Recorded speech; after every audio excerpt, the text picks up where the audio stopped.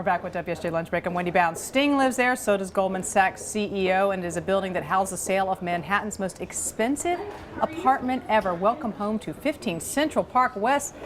Candace Jackson, she's been spending some time reporting on this. Hi. Hello. So let's name drop. I want to do some name dropping. I did a little bit of it. You do some more. Who else lives there? Sure. Some people that you might recognize: Denzel Washington, NASCAR racer Jeff Gordon. You mentioned Sting and his wife Trudy Styler.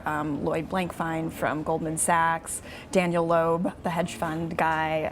It's a very long list of people who live in this building. And Citigroup Chairman Sanford, former Citigroup Chairman Sanford, while he sold an apartment there. Yes. I was just referencing that, the most expensive apartment sale in Manhattan ever. How much was that, and when was that? $88 million, and that was earlier this year. And a 23-year-old Russian heiress purchased the apartment. And that was roughly going at what per square foot, cost-wise? $13,000 a square foot, a little over $13,000 a square foot, believe it or not. And just to give some perspective, the typical Manhattan condo is at about $1,300 per square foot, which is still quite high. Take away a zero. Exactly. That's what you get. Yeah. Let's now that you have described this building, and clearly people want to be there, the who's who wants to be there, what's so great about it?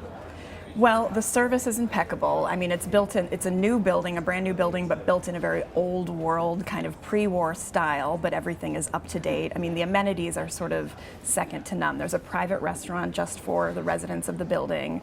There's a swimming pool, a screening room, a 14,000 square foot fitness facility. I mean, it's kind of got everything that the wealthiest, in the city would want. Does some of this, I mean, you've covered real estate for a long time for us. You're an expert in this field.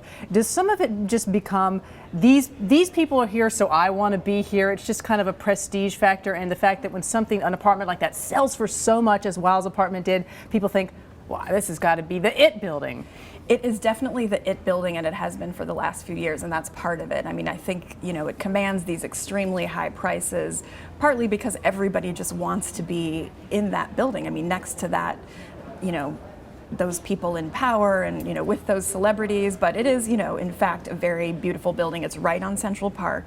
The views from a lot of the apartments are amazing. I mean, the location is great. It has all that going for it as well. Are these prices holding since Wild's sale, or are there multiple apartments now for sale in the building, and does that signal maybe a little bit of softening there? Well, softening maybe would be a little bit of a stretch, but given what we're starting with, they're right? still selling for tens of millions of dollars. There's, I think, 7 on the market there now. Some of them have been sitting for several months or more.